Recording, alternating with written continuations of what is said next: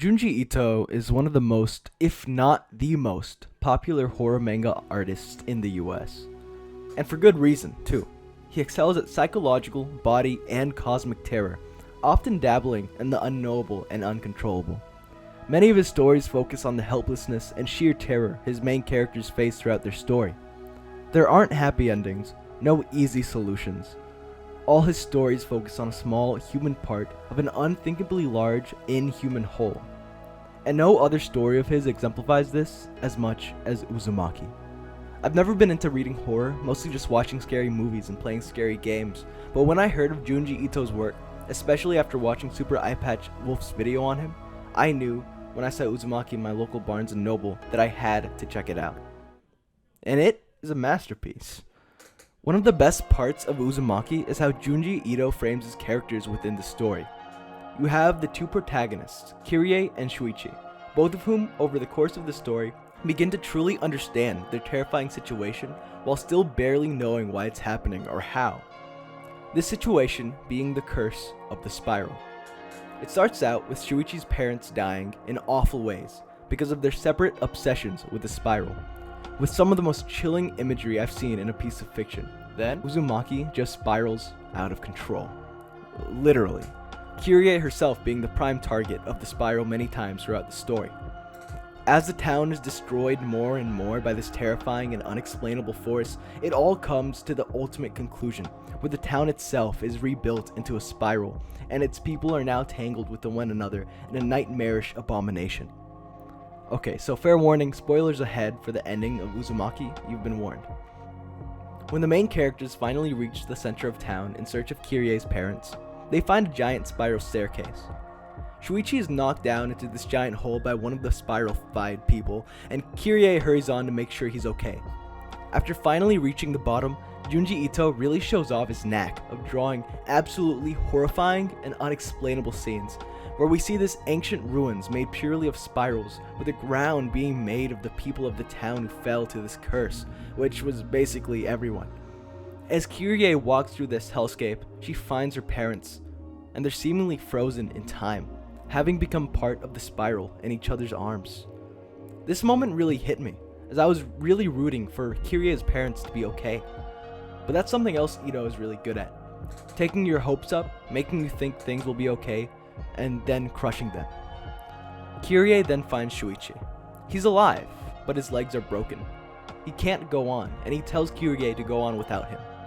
That if she lived on, maybe she could find a way to escape, maybe even find a way to end the curse of the spiral once and for all. But this is when probably the most controversial part of Uzumaki happens. She just can't do it.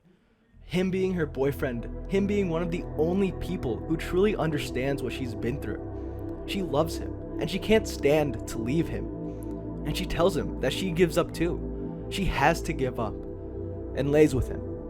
Their bodies tangle with one another, and in one of the saddest panels of the story, we see that our two main characters have finally become part of the spiral. And time is frozen for them, going seemingly infinitely slow, until the spiral circles around itself once more. So, why is this controversial? Well, many people are not satisfied with this ending, and I think that's for a good reason. It's just not a conventionally satisfying ending. The characters come so close to possibly finding out what the curse of the spiral really is and why it's happening, or even stopping the curse entirely. But out of nowhere, Kirie simply gives up. No explanation is given, no solution is granted to this grand mystery.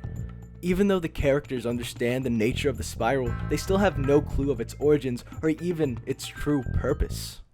But I also think that this unsatisfying ending is kind of perfect. It's the point of this entire story that the spiral simply can't be explained. It's beyond the realm of human comprehension, and even though Kirie and Shuichi are the two people who avoided the spiral for the longest, even they couldn't avoid the absolute cosmic power of the spiral. That's what makes stories like these work. This Lovecraftian feel of there being nothing that can be done. That powers outside of any human control can destroy you at any moment for any reason. This is what makes Uzumaki terrifying. Combined with Junji Ito's amazingly terrifying art, along with the humanity of its main characters, the situation Kirie and Shuichi find themselves in really feels helpless. The ending only accentuates what I love about the cosmic horror of the story.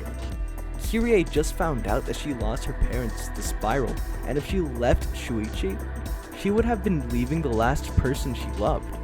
It makes sense that she gave up, almost as if the Spiral willed it to turn out that way. If we knew why the Spiral did what it did, some of that fear that we feel would go away, because part of what is so scary is the fact that we have no clue what the purpose of the Spiral is. To a lesser extent, that's why Heath Ledger's Joker is so scary. He just wants to watch the world burn. Same thing with the Spiral. It just wants a civilization to crumble to dust for its own demented and unexplainable purpose. And in a way, that's so much more satisfying to me than if the Spiral was explained or defeated. Because at the end of the day, a Spiral has no beginning. It has no end. Forever and ever, it will go on, with or without a purpose.